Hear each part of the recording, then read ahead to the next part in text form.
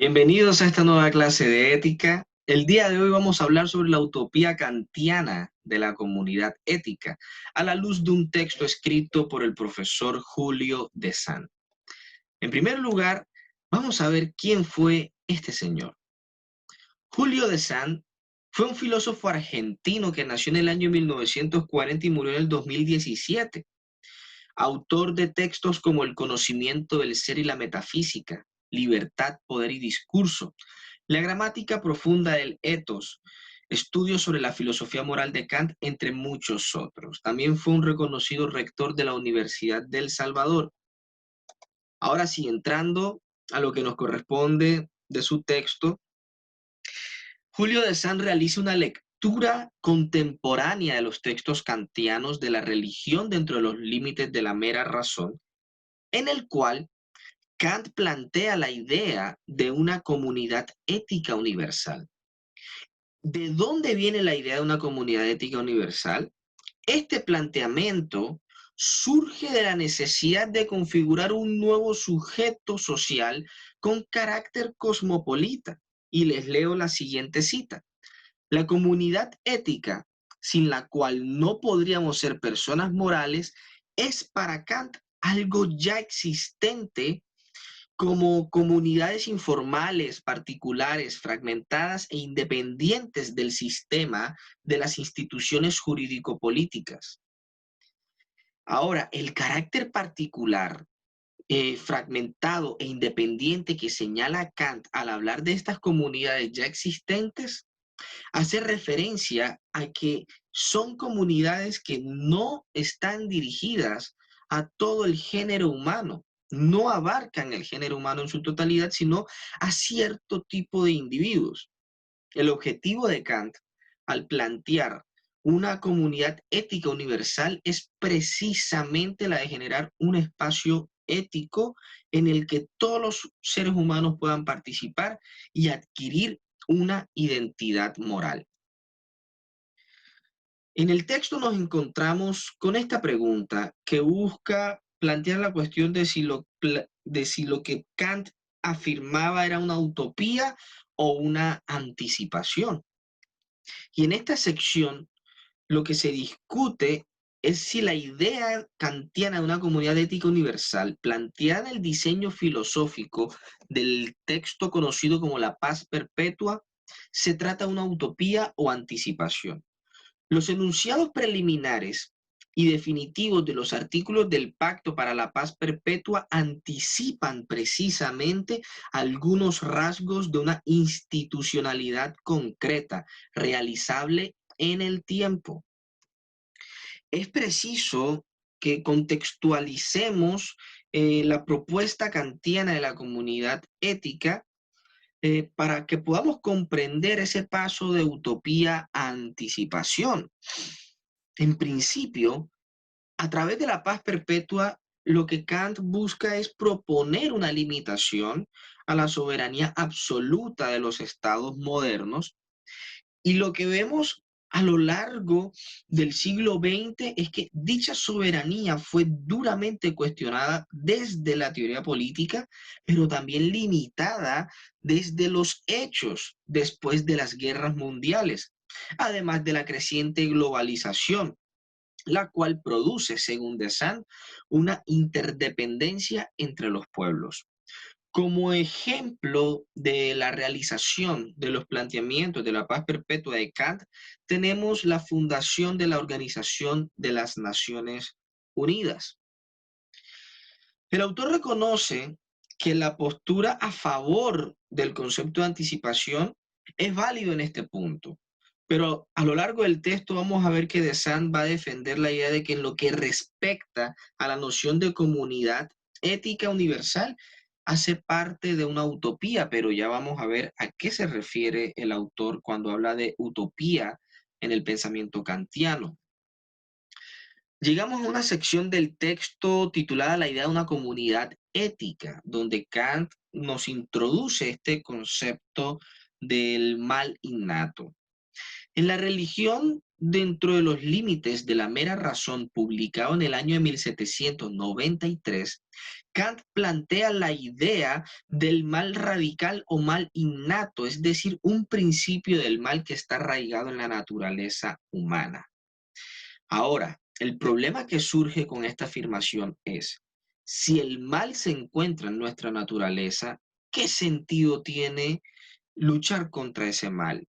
¿Cómo podemos hacer el bien o convertirnos en buenas personas si por naturaleza somos malvados? Kant explica que a pesar de que el mal esté presente en nosotros de manera innata, siempre es una posibilidad. Es decir, que depende de nuestro libre albedrío ceder o no a ella. Por lo tanto, para alcanzar el bien debemos deliberar correctamente, pero sobre todo contar con el apoyo de una comunidad ética. Y les leo la siguiente cita. La realidad del mal no tiene, por lo tanto, su origen en la naturaleza o en el cuerpo y en las inclinaciones sensibles. Solamente el libre arbitrio puede producirlo y hacerse a sí mismo efectivamente malo. Pero por esto mismo, hasta el más malvado de los hombres puede también, mediante una transformación del corazón, adoptar en su libertad una nueva disposición interior y reemplazar las máximas malas de su conducta por otras buenas, aunque la propensión al mal permanezca inextirpable y deba luchar siempre contra ella buscando los apoyos necesarios para sobreponerse. En esta cita vemos muchos planteamientos interesantes. En primer lugar, Kant no sataniza las inclinaciones sensibles como ha sido una costumbre para otros pensadores éticos o incluso en distintas doctrinas religiosas que se considera que los impulsos, las emociones y lo corpóreo es malo. Para Kant, el mal no radica en el cuerpo ni en nuestras inclinaciones, pasiones o emociones, sino precisamente en nuestra libertad de elegir qué hacer. Por otro lado, nos habla también de la transformación del corazón, que una persona malvada puede convertirse en una persona buena, pero adoptando una nueva disposición interior. Y como ya dijimos antes, para poder hacer esto, para poder lograrlo y para poder mantenerlo, es preciso vincularse o hacer parte de una comunidad ética. Y es precisamente la necesidad de controlar la propensión al mal lo que le da mayor sentido a la constitución de una comunidad ética. No se busca eliminar o erradicar el mal, sino controlarlo. La intención de Kant al darle un carácter universal es que el ser humano pueda contar con este medio de control de manera globalizada. Dicho principio de control no es suficiente para solucionar el problema del mal, por lo cual Kant reflexiona en torno a la posibilidad que tiene el bien de salir triunfante siempre en esta lucha contra el mal. Y por eso aquí en esta diapositiva les hablo de la relación entre el mal y la sociedad, puesto que para Kant el hombre solitario, como en esa situación robinsoniana de un hombre que está solo, que está alejado de la sociedad, literalmente hablando, ese hombre, ese individuo solitario no puede ser ni bueno ni malo, puesto que la maldad surge de las circunstancias de la vida social. Esta afirmación es paradójica en la medida que Kant considera que una persona que vive en sociedad, pero está aislado al interior de ella, es más propenso a ceder al mal que aquel que está vinculado a una comunidad ética. Es decir, para ser malo hay que vivir en sociedad, pero para poder aprender a ser bueno hay que estar vinculado a una comunidad ética, lo cual también implica vivir en sociedad. Entonces, lo que diferencia al ser malo o el ser bueno, en este caso, según lo que podemos interpretar con lo que nos dice de Sand, a la luz de esta teoría kantiana sobre la comunidad ética, es que el punto no es tanto estar en sociedad, sino si estoy aislado al interior de esa sociedad o si estoy vinculado a una comunidad ética que me reconoce. Y este reconocimiento es importante porque al vincularme a una comunidad ética, comienzo a asumir una nueva identidad que es intersubjetivamente reconocida. Y les voy a leer la siguiente cita. En el lenguaje de Kant, esto es una unión de hombres bajo meras leyes de virtud, a la cual se le ha de llamar una comunidad ética. O sea, lo que me une a esa comunidad es el deseo de cobijarme bajo unas leyes de virtud. No son leyes jurídicas, son leyes que van a transformar mi comportamiento, mi pensamiento y la manera en cómo tomo decisiones. De manera análoga a los filósofos contractualistas que plantean un paso del estado de naturaleza a la sociedad civil, Kant plantea el paso de un estado de naturaleza ético a la comunidad ética. ¿Bien? Entendiendo en este sentido que aquellos que no hacen parte de dicha asociación carecen de los medios para poder controlar la propensión al mal.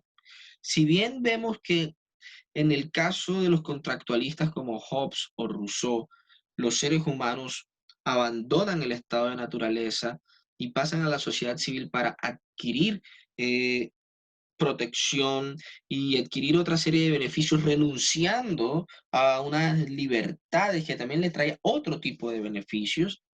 Asimismo sucedería con la comunidad ética. Hay una especie de renunciamiento a una libertad, pero se adquiere otras libertades en la medida que estoy sujeto a leyes de virtud. Ahora, las normas de virtud que rigen esta comunidad ética deben coincidir con las leyes jurídicas de la sociedad civil.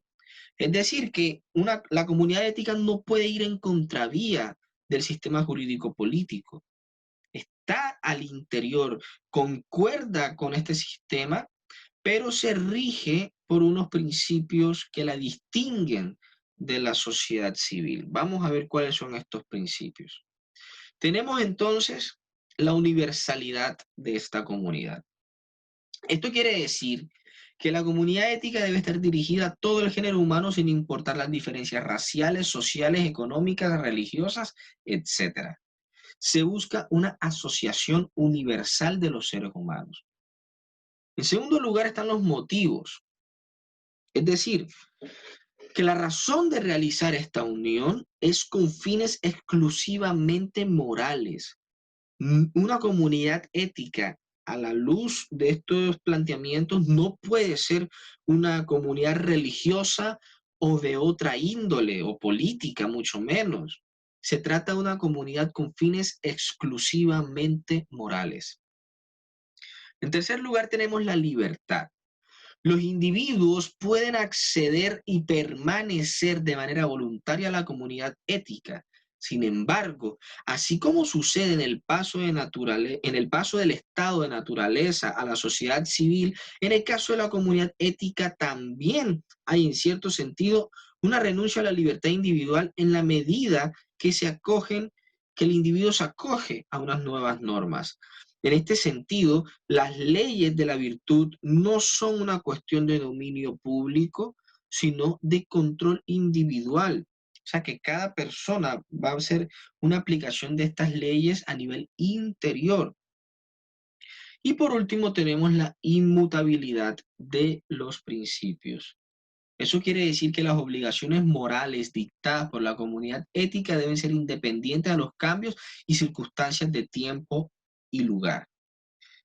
Es como si tuviéramos, por poner un ejemplo muy simplista, el no matar.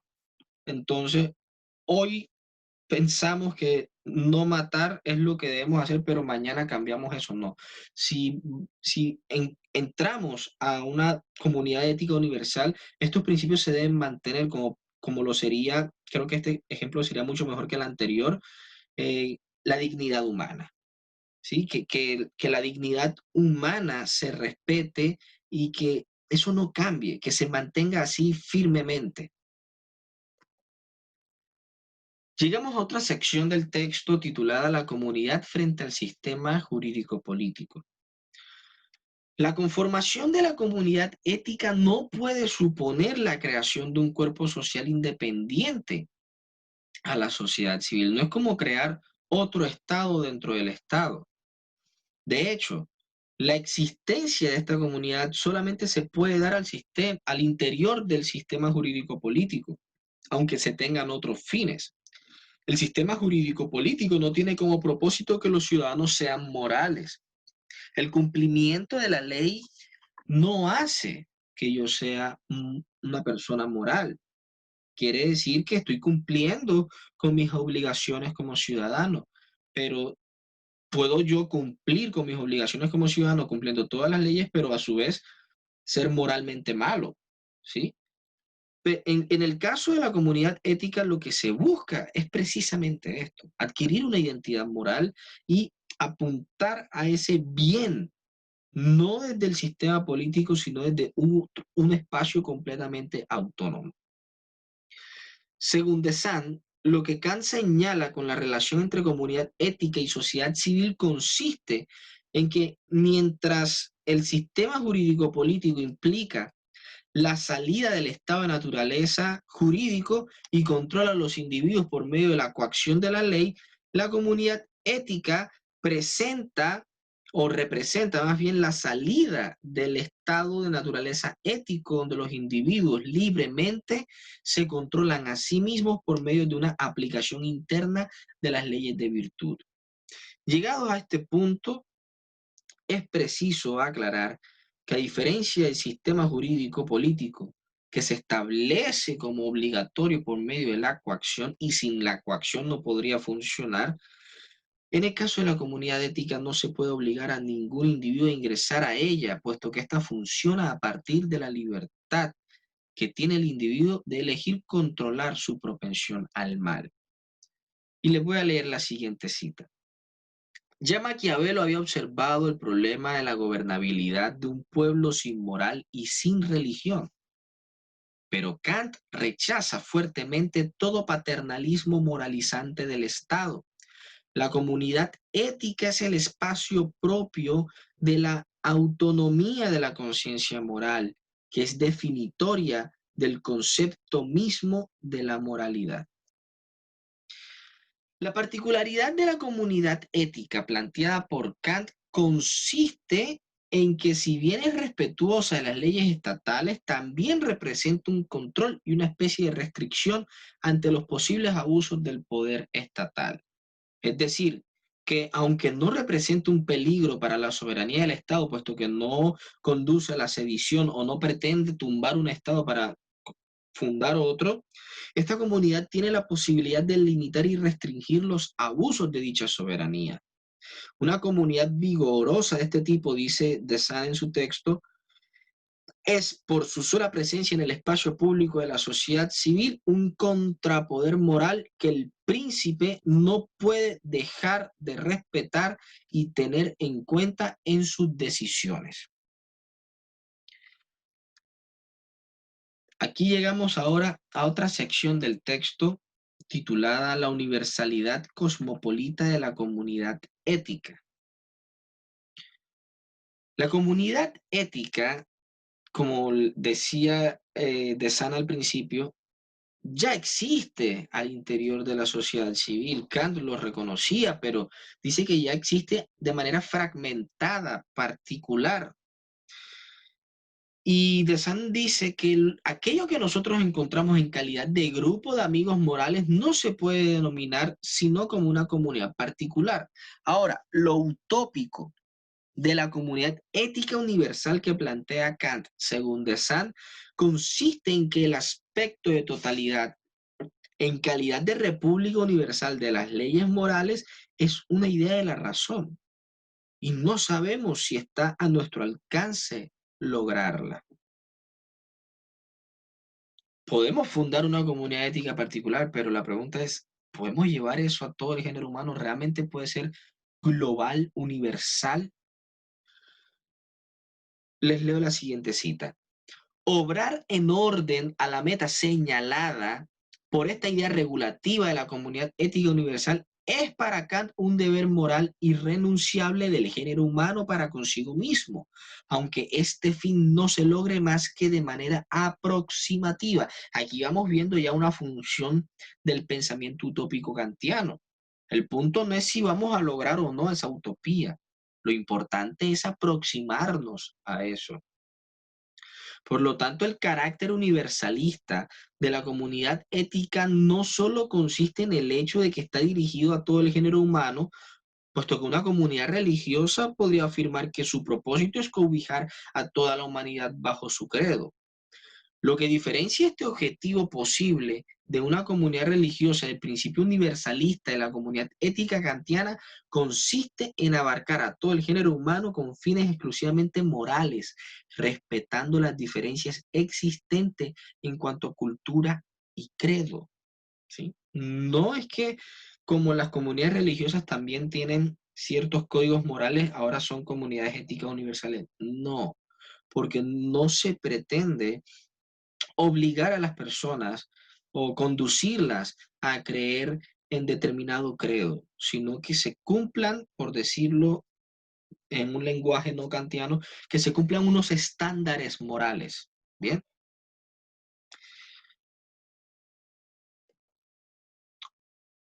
Les leo la siguiente cita. Puede pensarse que la idea de la comunidad ética universal del género humano es una utopía y efectivamente lo es si entendemos esta palabra en su sentido literal, porque no se designa nada empírico existente en algún lugar. Sin embargo, reconocer el planteamiento de la comunidad ética como una utopía no es algo negativo, debido a que dicha idea conduce a que el ser humano se esfuerce por aproximarse lo más posible a la meta establecida. Y es en este sentido que el profesor Julio de Sand reconoce 7 aspectos muy significativos en lo que él denomina pensamiento utópico de Kant.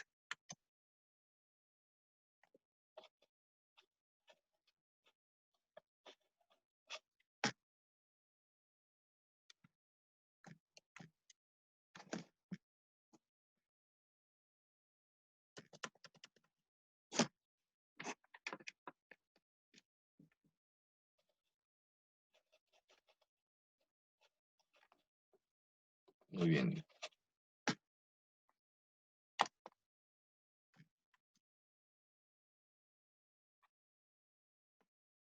Estamos teniendo un pequeño problema aquí con la diapositiva, pero por favor esperen un segundo y continuamos.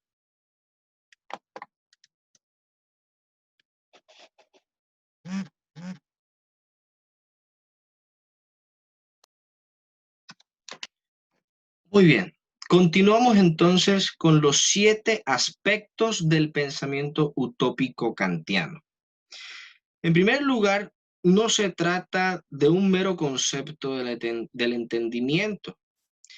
La utopía consiste en ideas que hacen explícitas las necesidades de la razón práctica.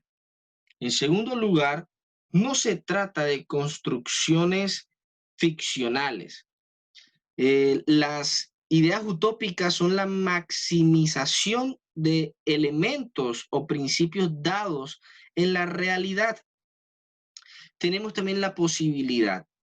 Para pensar estas ideas se debe hacer una abstracción de los datos que la contradicen y luego en la práctica vencer las resistencias para desplazar los obstáculos. En cuarto lugar, tenemos que la tarea del pensar filosófico consiste en que el pensamiento se debe elevar más allá del empirismo de lo dado. La razón no debe restringirse a los límites de la facticidad de la experiencia sensible. Y como algunos seguramente ya estarán sospechando, de Sand reconoce que quizás Kant no expresa esto de manera explícita en relación a un pensamiento utópico, pero son ideas que podemos rastrear en la crítica de la razón pura. Tenemos en quinto lugar que las ideas de la razón práctica no consisten en ficciones o teorías, sino que se expresan a manera de aspiración o tendencia, son ideas que guían la acción. Sexto lugar es la distancia entre la idea y su realización. No es cuestión únicamente de vencer los obstáculos presentados, se trata de un ejercicio de configuración de la realidad. Es decir, que para Kant el pensamiento utópico consiste en un proceso evolutivo gradual. Y por último, el máximum de la comunidad ética universal. Aunque parezca imposible lograr el ideal de la comunidad ética universal planteada por Kant, la posibilidad y los límites de su realización dependen de la libertad de los seres humanos. Y como dijimos anteriormente, no se trata tanto de lograr esa idea utópica, sino de aproximarnos lo más posible. Lo importante es hacer esa aproximación hasta el punto que Kant lo llega a reconocer como un deber moral, eh, esforzarnos por intentar lograrlo. No lo debemos rechazar solamente porque parece ser imposible. Y llegamos a, ya llegando casi al final del texto, la formación de la comunidad ética. Aunque Kant acoge la teoría contractualista para explicar la constitución jurídico-política del Estado, se distancia de ella en lo que respecta a la fundación de la comunidad ética. En el horizonte de la sociedad civil, la noción de contrato instituye la promesa y representa una figura del derecho privado. Se trata de un proceso en el que intervienen tres partes: el que promete, el que acepta y se necesita un garante. Y les leo la siguiente cita. La fuerza coactiva del orden jurídico es precisamente la garantía de los contratos privados. También las leyes son, conforme a una constitución republicana, promesas que nos hacemos recíprocamente los ciudadanos y el Estado. Los últimos garantes de estas promesas son los jueces, y por eso el juez debe ser independiente de los poderes políticos. La comunidad ética se distingue del derecho en la medida que la adhesión de los individuos a ella no es obligatoria, sino que reposa sobre la base de la libertad de ingresar, permanecer y actuar conforme a máximas que sean simétricas y de tratarnos como fines en sí o de no instrumentalizar a nadie para nuestros propios fines. Las personas, al ingresar a la comunidad ética, adquieren una identidad moral que es reconocida intersubjetivamente por los demás miembros. Y por último, tenemos la comunidad ética y la sociedad civil.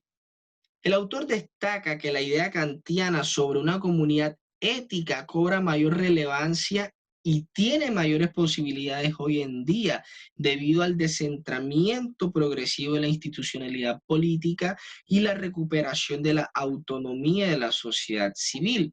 Y les leo la siguiente cita.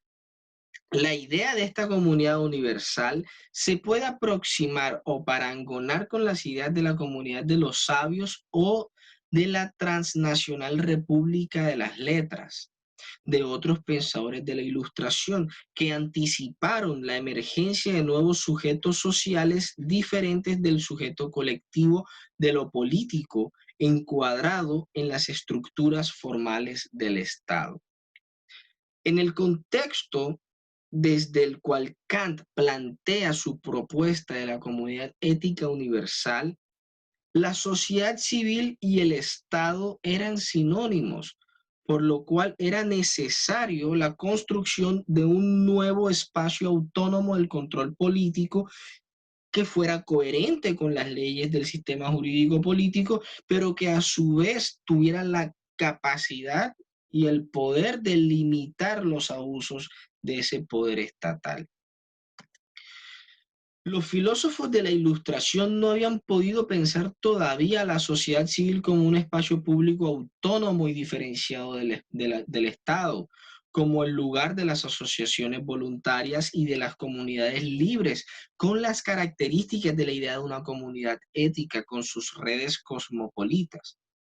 El planteamiento de la construcción de una comunidad ética universal, como hemos visto, no es explicada por Kant en extremo detalle, pero su idea o lo que hemos visto en la sesión de hoy es más bien una invitación a pensar la posibilidad de ese espacio público independiente y autónomo del poder político y de la religión, donde podamos ser sujetos morales. Muchas gracias a todos por su atención el día de hoy. Los invito a estar muy pendientes del próximo video y a participar en sus comentarios. Sus opiniones son muy valiosas. Nos vemos. Muchas gracias.